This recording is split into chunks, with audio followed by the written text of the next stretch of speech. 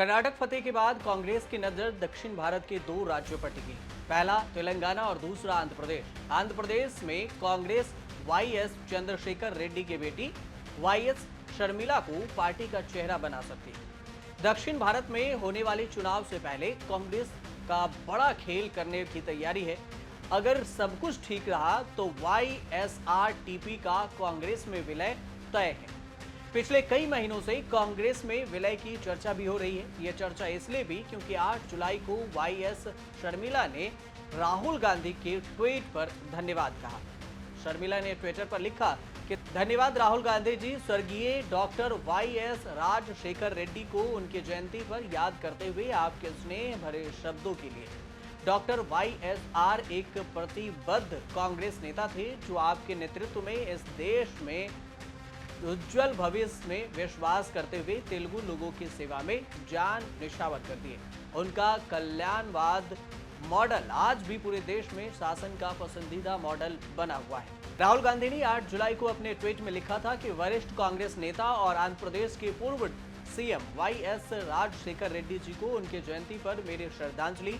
वह एक दूरदर्शी नेता थे जिन्होंने अपना जीवन आंध्र प्रदेश के लोगों की भलाई के लिए समर्पित कर दिया। उन्हें हमेशा याद किया जाएगा। वाईएस शर्मिला तब चर्चा में आई थी जब वाईएस शर्मिला को एक पुलिस अधिकारी को थप्पड़ मारने के चलते 14 दिन की न्यायिक हिरासत में जेल भेज दिया गया था। यह घटना तब हुई थी जब शर्मिला राज्य सरकार की भर्ती परीक्षाओं के पेपर लीक की जांच कर रही एसआईटी के ऑफिस जा रही थी और पुलिस उनको जबरन रोकने का प्रयास करने लगी थी। इसी दौरान एक पुलिस अधिकारी ने जबरन उनके ड्राइवर को तेज आवाज से चिल्लाते हुए बाहर खींचा और गाड़ी की चाबी निकाल ली। इसी दौरान शर्मिला गाड़ी से उतरी और पुलिस वाले को उसकी इस हरकत पर थप्पड़ जड़ दिया था। उसके बाद वो काफी चर्चा में रही थी। अब ये भी समझ लीजिए कि वाईएस शर्मिला आखिर हैं कौन। शर्मिला आंध्र प्रदेश के सीएम जगन मोहन रेड्डी की बहन हैं और कांग्रेस नेता वाईएस राज चंद्रशेखर की बेटी भी हैं। वाईएस राजशेखर रेड्डी के हेलीकॉप्टर क्रैश में मौत हो गई थी। 2004 से 2009 तक संयुक्त आंध्र प्रदेश के मुख्यमंत्री थे। उनके निधन के बाद जब कांग्रेस ने वाईएस राजशेखर रेड्डी के परिवार को तवज्जो देना बंद कर दिया तो उनके बेटे जगन मोहन रेड्डी ने वाईएस कांग्रेस नाम से अलग पार्टी बना ली। शर्मिला के काम करने का तरीका और हाव भाव काफी हद तक अपने पिता से मिलता जुलता है। शर्मिला को भीड़ जुटाने वाले नेता के रूप में भी जाना जाता है क्योंकि उनके भीड़ में काफी लोगों की संख्या होती है।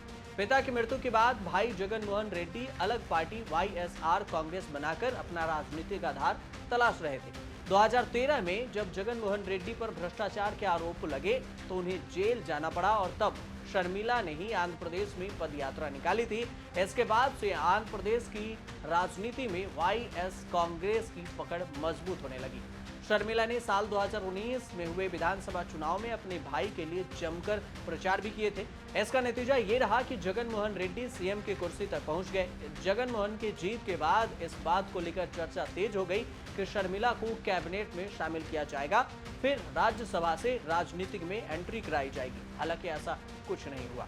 साल 2019 के विधानसभा चुनाव के बाद शर्मिला राजनीति से दूर हो गई और करीब 2 साल बाद राजनीति में वापसी की। अपनी जुझारू तेवरों से शर्मिला कभी किरण रेड्डी सरकार तो कभी चंद्रबाबू नायडू सरकार और फिलहाल तेलंगाना में केसीआर सरकार का विरोध करती नजर आती हैं। 17 दिसंबर 1973 को पुलिवेंदुला में जन्मी 49 साल की शर्मिला एक ईसाई परिवार से आती हैं और उनके पति का नाम अनिल कुमार है जो बिजनेसमैन हैं और साथ साथ एक ईसाई धर्म प्रचारक भी हैं। दोनों ने लव मैरिज किया था। एक हिंदू ब्राह्मण परिवार से आने वाले अनिल ने शर्मिला से शादी करने के लिए अपना धर्म परिवर्तन करके क्रिश्चियनिटी को अपना लिया था। आंध्र प्रदेश के सीएम जगन मोहन रेड्डी और उनकी बहन शर्मिला रेड्डी के बीच में संबंध अच्छे नहीं है। हालांकि दोनों ने ही अपने मतभेद को कभी सार्वजनिक नहीं किया, लेकिन माना जाता है कि दोनों के बीच चाचा वाईएस विवेकानंद रेड्डी की मौत के मामले के सीबीआई जांच के बाद दोनों के बीच में दरारें इतनी बढ़ गई कि इसे खत्म नहीं किया जा सकता। अब पिछले कुछ दिनों से इसको लेकर स्पष्ट संकेत भी मिल रहे हैं। वाईएसआरटीपी के संस्थापक शर्मिला रेड्डी हैं और पहले कर्नाटक के डिप्टी सीएम डीके शिव कुमार से मिलना हुआ और उसके बाद 8 जुलाई को राहुल गांधी को धन्यवाद देना इसी कड़ी का हिस्सा माना जा रहा है कि अब वाईएस टीपीआर का कांग्रेस में विलय हो जाएगा। खबरों के मुताबिक वाईएसआर शर्मिला अपने भाई के खिलाफ राजनीति के लिए पूरी तरह से मन बना चुकी हैं और कहा जा रहा है कि शर्मिला ने लिखित में सीबीआई को यह भी बताया कि उनके भाई जगन मोहन रेड्डी की पार्टी वाईएसआर कांग्रेस के मौजूदा सांसद वाईएस अविनाश रेड्डी और उनके पिता उनके चाचा के हत्याकांड के मास्टरमाइंड हैं। इस तरह से जो भी माहौल बन रहे हैं उससे ये पूरी तरह से साफ है कि शर्मिला अपने भाई के खिलाफ चुनावी मैदान में चुनौती देने के लिए तैयार है। तेलंगाना में पार्टी का चेहरा होने का मतलब सिर्फ प्रदेश अध्यक्ष बनाए जाने तक ही सीमित नहीं होगा, बल्कि वाईएस शर्मिला सीएम पद की दावेदार भी हो सकती है। वाईएस शर्मिला अपने पिता के गांधी परिवार से संबंधों के चलते राजनीतिक महत्वाकांक्षाओं की नैया पार लगाना चाहती है। वाईएसआर तेलंगाना पार्टी को कांग्रेस में मिला देने की उनकी कोशिश पर आखिरी फैसला सोनिया गांधी को ही लेना है। हालांकि अभी इस पर बातें अटकलें लगाई जा रही है। इसमें सबसे महत्वपूर्ण जगन मोहन रेड्डी के खिलाफ सत्ता परिवर्तन का माहौल है। साथ ही शर्मिला को अच्छे से पता है कि उनकी पार्टी वाईएसआरटीपी का तेलंगाना में कोई खास अस्तित्व नहीं है।